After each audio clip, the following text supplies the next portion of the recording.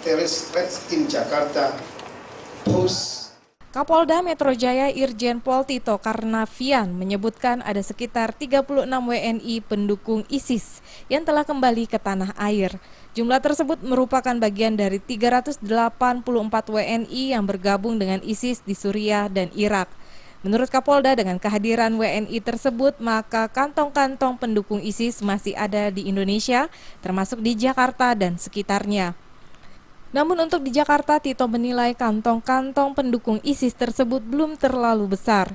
Meski demikian, Kapolda memastikan bahwa jajaran Polda Metro Jaya akan mengawasi secara ketat keberadaan ISIS di wilayah hukum Polda Metro Jaya. Yang sudah confirm nama-namanya, tapi mungkin yang berangkat ya mungkin bisa lebih dari itu. Ya, kemudian yang jelas di Jakarta meskipun ada sel-sel pendukung ISIS, tapi hingga saat ini hasil analisis kita, kemampuan mereka, kapabilitas mereka tadi sama Ibu Sydney relatif rendah, ya, dan kita belum mendapat informasi yang kemungkinan adanya rencana serangan belum ada.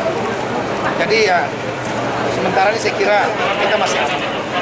Mungkin untuk pengamanan dari Selain memantau jaringan ISIS di Jabodetabek, Polda Metro Jaya juga meningkatkan keamanan lebih terhadap tempat-tempat yang dianggap cukup vital, seperti gedung kedutaan besar yang ada di Jakarta. Sampai saat ini, Jabodetabek dinyatakan masih aman dari ancaman teror. Dari Jakarta, Zikri Amin melaporkan.